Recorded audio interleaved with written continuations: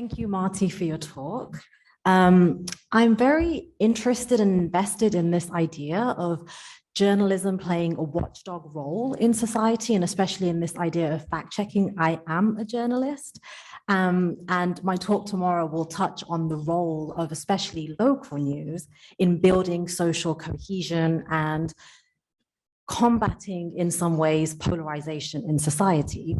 However, I'm also thinking about this idea of journalists as gatekeepers, as agents of framing narratives and stories, and even thinking about the slogan of the New York Times, all the news that's fit to print, as a lie. It's not truthful. And I think about that slogan in the context of the genocide of Rohingya Muslims in Myanmar and how long it took the New York Times to cover that as news.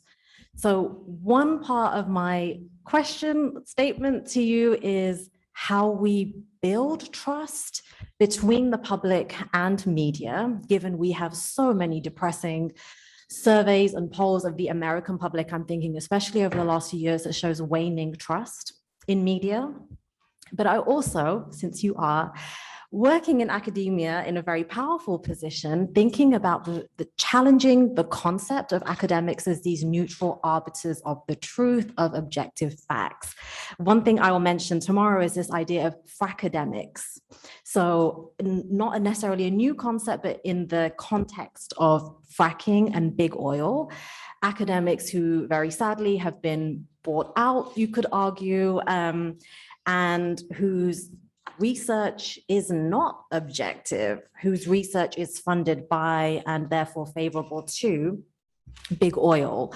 And I say that both as a journalist and as an academic, we often keep telling the public, trust reporters, trust legitimate reporters and legitimate press outlets, trust academics, trust scientists, and yet we have a long and sordid history of unethical science, of misreporting, and I wanted to get your thoughts on that.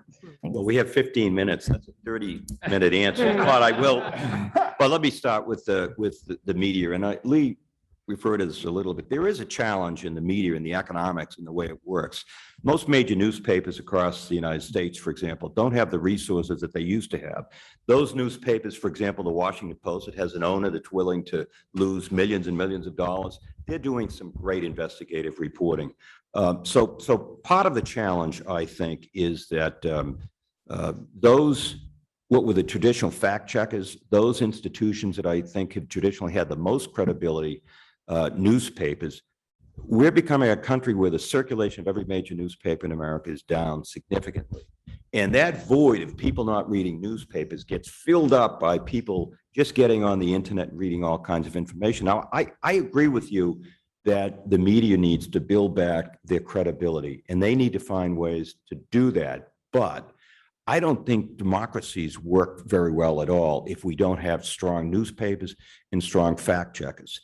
The other thing about the media, and I think I didn't have time to ask Lee this question, but the other thing is there's an entertainment media too. You look at Fox News and MSNBC and the way they present, and it's all based on trying to get more people to watch their shows. Actually, on January 6th, during COVID, I spend more time watching television than I probably ever have, watching news shows. And I was watching Trump at the mall giving his speech because I was watching Fox News. And I've been, in the last year and a half, watching all the news stations just to see how differently they cover things.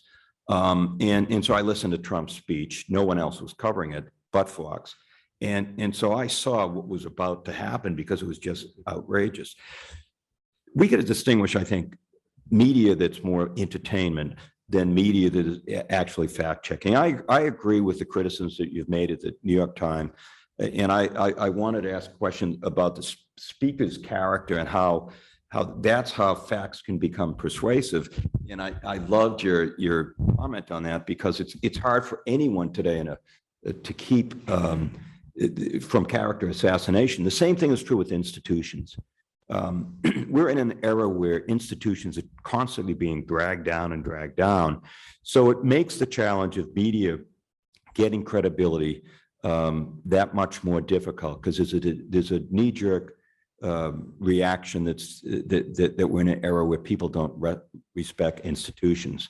Now, going to our universities, look, our universities we have faults, and most university presidents today spend a lot of money raising money rather than speaking out on public issues. There was a time when university presidents weren't afraid to say anything in public, and I think that was good for dialogue. Today, most university presidents would say they spend so much money raising money, they have to be careful who they offend and who they don't offend. But at the end of the day, I think that universities do pursue truth. I think there is shared governance, there's open dialogue. Anyone can say whatever they feel needs to be said. And that's certainly a better environment to try to get at the truth, in my view, than, since I've joined academia, I actually think that at universities, through faculty, collaborating with faculty from other universities around the world, I think we can solve more of the world's problems through academic institutions, frankly, than political leadership. I think political leadership is at a point in time where I think the real answers of solving or trying to get at the issue we're discussing today rests more with universities and the freedom of thought and investigation and inquiry at universities than with our political leadership. I honestly do. Thank you. Justin, and then Ricardo, please. Marty, I'm so glad you're here, in part because of your experience in law and in Congress, and we want this workshop to consider all types of solutions and strategies.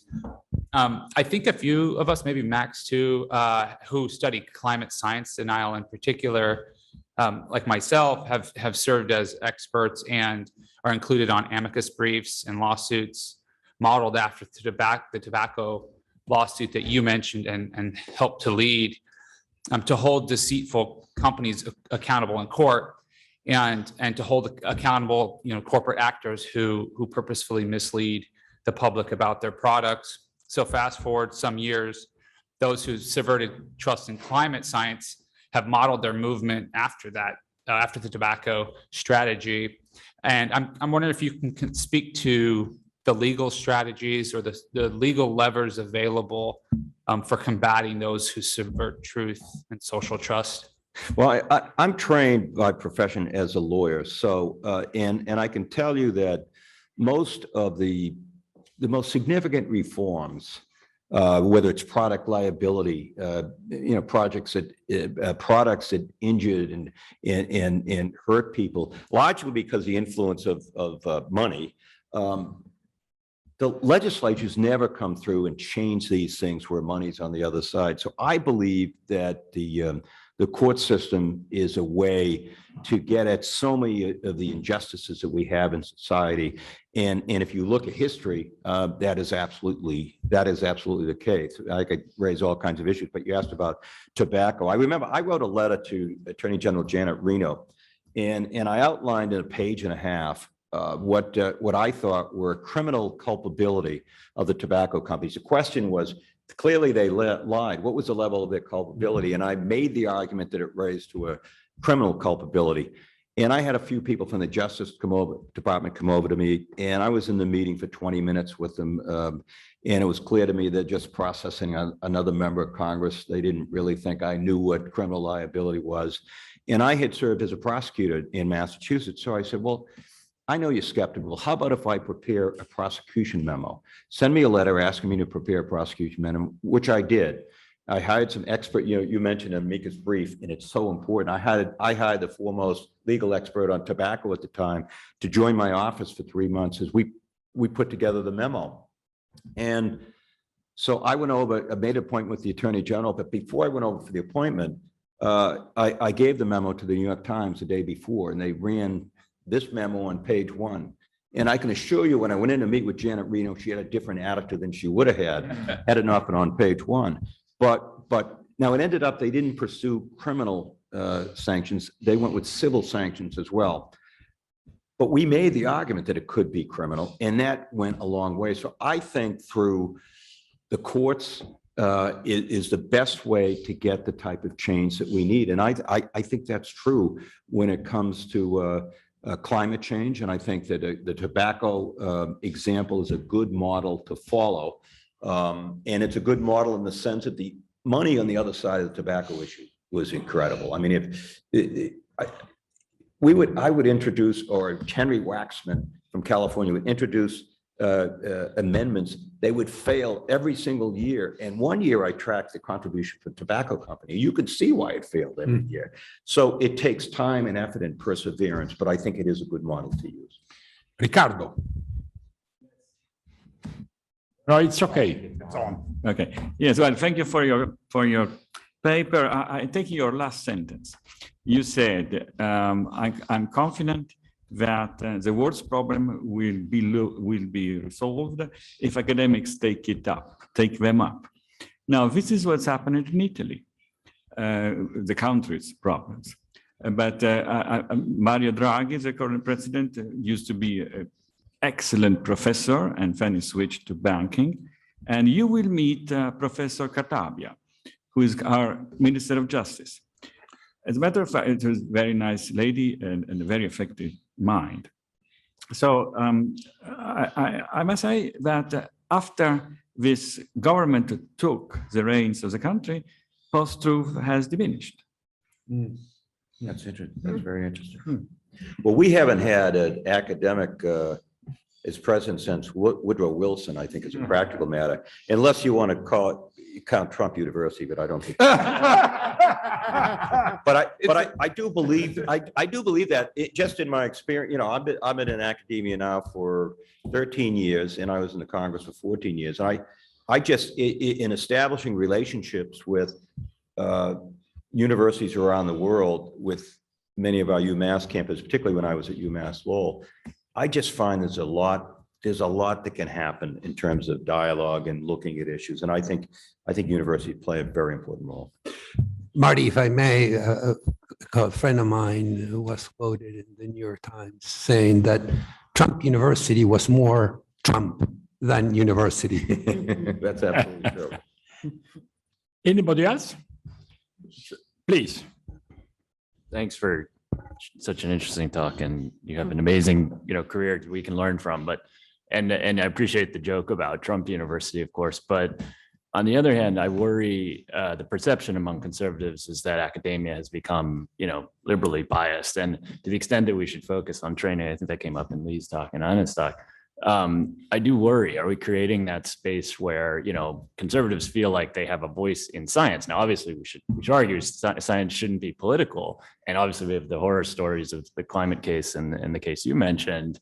But I do worry when I see my own conservative students, they feel deeply excluded. And I wonder, is that bubbling up to the political spaces? Yeah, that's a very, very good question. And when I was at Lowell, I taught a course on the Congress, and I team taught with an adjunct instructor, and I found myself constantly taking the Republican side of issues because I felt that the adjunct instructor didn't even want to consider it. Right. And so I was giving all the Republican points of view. I think universities have to be a place where all sides can be heard. I really had to appreciate for what Lee had to say relative to listening. Mm-hmm. Listening is such an important skill, and I don't think everyone really uses that skill the way we ought to. We need to provide forums where a conservative point of view can come across. When I was up at UMass Lowell, there's a UMass Lowell graduate. His name is Corey Lewandowski. He was, Corey, original Trump campaign manager, and I've known him for years. He's way out there, and I wanted to give him as an alum an opportunity, and I couldn't get people to sponsor him. Yeah. And I actually think that it's important that we allow that kind of a dialogue and that we listen to people, that we respect our students. I spent a lot of time when I was directly on a campus at Lowell talking to the Republican student committee and asking them how we could get them more involved. I think that's critically important. We need to win our arguments based. And now, in this era, I look back to George W. Bush, who was a really good human being. I mean, he was a really good, solid person. And we had great dialogues back and forth about the culture of the country, about all kinds of issues. We need to get back to that. And universities and all institutions need to give all points of view an opportunity to be heard. And as Lee says, to really be listened to. I don't mean that you just don't say anything for a few minutes. I mean, listen to people. Yeah. Thank you. We have a final remark. Oh, yeah, thanks very much for that. Brilliant insight in public life and academia. I want to comment on this sort of university being liberally biased, that sort of space, which I think is very complicated and nuanced. Now, one of the things that concerns me is that we don't automatically assume that all conservative views have to be heard, no matter how little they're based on evidence. And I worry that as much as I agree we have to listen to people and to have arguments and debate in a university, we also, I think, have to be careful that we're not surrendering the role of evidence and the need for opinions to be based on fact or reasoned argument. And I do see a problem, frankly, with especially American liberals being so willing to concede and to because they're liberals, to say, oh gosh, yeah, we should listen to other people. That's so important. That, oh my God, I said something that offended somebody else. And the whole time I detect the opposition just laughing at all this and claiming more and more of reality with things that aren't based on evidence. And so where do we sort of strike the balance or draw the line between being open to different viewpoints without surrendering territory that then becomes a post-truth landscape? That's a good question. I think universities are in a position, for example, I wanted to bring Corey Lewandowski to the Lowell campus. He was an alum, but I wasn't going to bring him there alone. I wasn't going to give him a forum where I had the head of the Democratic State Committee who's pretty sharp that was going to be there.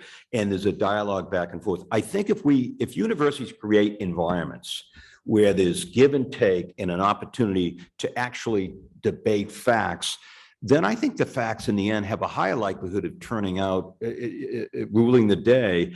Then I'm not suggesting that having one speaker, although we do face those challenges on our campuses where one speaker wants to comment, but I think what we need to do in this instance that I mentioned with Corey Lewandowski, I was totally prepared to have the head of the Democratic State Committee there, and I'm very confident that he would have made better arguments and more fact-based arguments. And I think in the end, that kind of a dialogue may turn somebody who's sort of in the middle trying to figure out, college students trying to figure out where they are on all of this. So I think there's a way that universities could do it without caving into principles.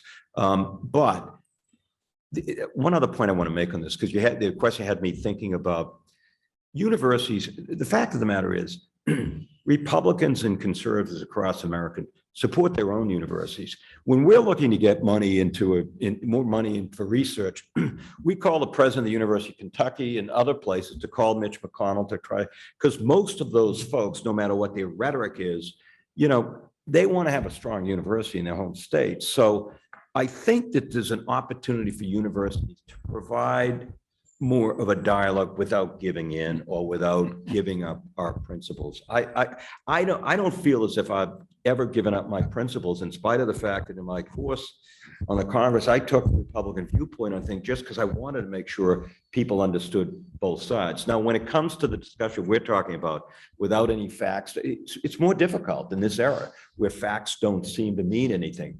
But universities have plenty of people who understand, who research, and can present the facts. Thank you. Thank you, Marty. Thank you very much. Now I think we deserve a 15 minutes of coffee break.